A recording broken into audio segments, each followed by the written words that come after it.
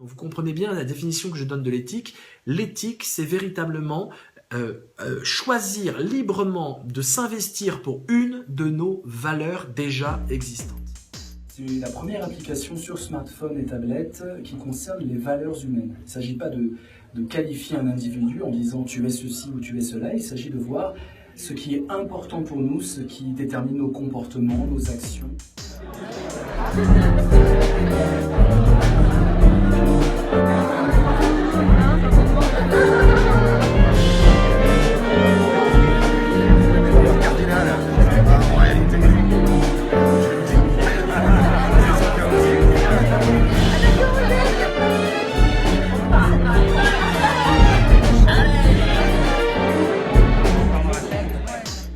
On est impatient de savoir comment ça s'est passé. Racontez-nous. C'était excellent, c'était très marrant. L'imagination c'est important, avoir des illusions, c'est bien aussi. T'as besoin d'être suivi pour être un leader. Un leader, ça n'existe pas si t'as personne qui te suit. Non, mais sans être un leader, mais être des personnes engagées, est-ce que c'est pas le planning aussi pour faire des Si tout le monde va dans la même direction, oui. Je pense que c'est juste être conscient et pouvoir adapter la situation, et voir à qui on a affaire et avec quelle qualité. Voilà, ou choc ou charme, mais les points en jeu en fonction de C'est un atelier sur les valeurs. Et dans l'axiologie que j'ai mis en place, il y a autant de valeurs que j'appelle de l'onde de charme, des valeurs de transmission, de tolérance, de créativité, tout ce qu'on aime, tout ce que les entreprises aiment, mais on a mis aussi autant de valeurs d'onde de choc. Violence, compétition, égocentrisme, etc. Et ces valeurs-là, on les met de côté alors que c'est des valeurs qui sont très formatrices, non seulement pour l'individu, mais aussi au travail. C'est des valeurs qui régissent des comportements. Donc, je sais qu'en faisant ils sont étonnés de voir des valeurs d'onde de choc. On s'y attend pas, d'être dans la compétition, dans l'égocentrisme, dans la vanité. Et donc, j'ai dû faire une propédeutique, une préparation au résultat d'IPRO, c'est-à-dire n'ayez pas peur de l'onde de choc. Moi, ce que je comprends pas, c'est comment ça peut être des valeurs alors que c'est dans l'onde de choc. Ça peut pas être une valeur. Parce que DIPRO utilise un nouveau système qui reconnaît qu'il y a des valeurs d'onde de choc. Vous n'avez pas forcément envie de contrôler tout le monde, d'être hostile à tout le monde, d'être jaloux. Non, mais je veux dire, ça dépend de la façon dont vous avez été élevé, mais... Oui, mais il y en a qui sont élevés, tu dois être le meilleur, mon fils, t'écrases tout le monde, tu dois être le premier. Bien sûr. Autour de nous, on a des gens qui transpirent pour des valeurs de choc. À la fin de DIPRO, vous aurez, voici votre logique reine. Il y a plusieurs logiques, on est complexe, mais il y a une logique reine qui émerge. Votre logique reine, ça peut être la logique de transmission. Vers le charme ou vers le choc? Oh, ça lève, voilà, tout le monde lève les mains presque. Il y a un petit groupe là, comme ça, très choc, là, ça va être sympa. Mais quand vous regardez un nuage de tag où tout est coordonné, vous dites ok, je pige le truc. Bah, c'est ça le métavaleur. Je vois l'ambiance. Ok, générosité, don, partage, j'ai compris le concept.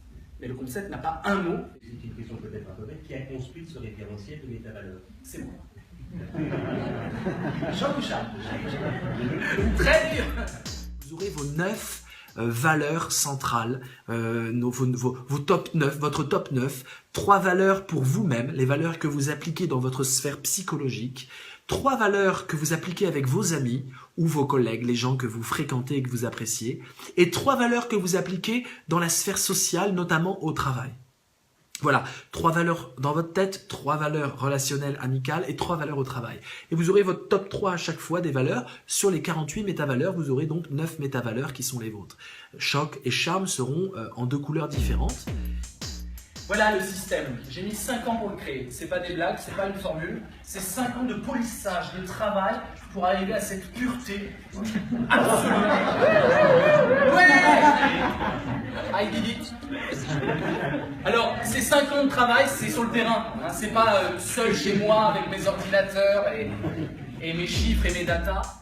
Donc les amis vont nous rappeler nos propres failles, nos propres erreurs, nos propres manquements à une éthique idéalisée qui n'est pas l'éthique concrète que nous suivons dans nos vies respectives. Et donc c'est pour ça que c'est très amusant de le faire en famille, entre amis et entre collègues. Ça permet de dégonfler un peu l'ego et de se dire oui, j'ai des valeurs d'onde de charme, mais j'ai aussi 2-3 valeurs d'onde de choc, voire plus. Oui, choc à gauche, charme à droite. En rouge, choc, en bleu, charme. Très facile. Vous avez 12 logiques, 6 de charme, 6 de choc. Pour l'instant, tout va bien. toutes sont coordonnées. Le 4 et le -4 se parlent. Un langage qui n'est pas un langage antinomique. Si vous regardez un peu, la complication et le questionnement ne sont pas deux mots opposés, ne sont pas deux antonymes. Et c'est ça qui est intéressant. Ben, soyons pour la biodiversité en termes de valeurs.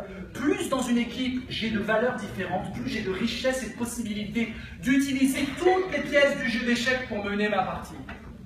Et donc, ce n'est pas dans une logique de transformation que je vois type pro, zut, j'ai trop de chocs, il faut que je change. Chacun pourra s'appliquer cette formule-là.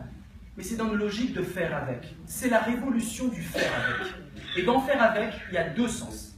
Je fais avec, c'est-à-dire que je travaille avec. Si je fais avec toi, on fait des choses ensemble, ce qui est exaltant. Mais faire avec, c'est aussi faire avec ce que tu es réellement. Je ne vais pas chercher à te transformer, je vais faire avec. Combien de conflits, combien d'énergie perdue, combien de quiproquos, de mécompréhension. Et dans les couples, c'est pareil, en amour. Quelqu'un qui n'assume pas une valeur de choc, mais c'est terrible. Mais si tu es comme ça, mais non. Et comme vous êtes que deux face à face, ben, personne n'a raison, personne n'a tort. Là, il y a des pros. Ah, attends, moi, attends, chérie. Tiens, fais des pros, puis je vais le faire pour toi. Ah, tu me vois comme ça, comment ça se fait? Et là, il y a de la discussion. Et quand je te dis logique de compétition, tu en dis quoi? Tu me dis, écoute, ça me surprend, mais je peux comprendre pour ça, je l'assume, du coup, je fais avec toi. Et quand j'ai besoin de compétition, et j'en aurai besoin de compétition, je sais que tu es parmi les meilleurs, je sais que je peux compter sur toi. Ton nombre de chocs peut être une chance dépendant des situations que je vais rencontrer, des événements et des épreuves que j'aurai à traverser. Et donc faire avec, c'est ne plus vouloir transformer les autres en disant « mon gars, ta valeur n'est pas bonne, on va la changer ». Faire avec, c'est comprendre l'archéologie de tes valeurs, comprendre les valeurs, les assumer, ne plus arrêter de se mentir, j'assume mes valeurs, et du coup, moins de conflits, plus de compréhension dans les valeurs. Donc, travailler sur ces valeurs, l'idée c'est de faire avec les collaborateurs et non pas vouloir les transformer selon un modèle ou selon des valeurs d'entreprise qui ont été décrétées dans des cabinets de com. Merci beaucoup pour ces synthèses brillantes de vos deux ateliers. Merci d'avoir joué le jeu et de l'atelier et de la synthèse.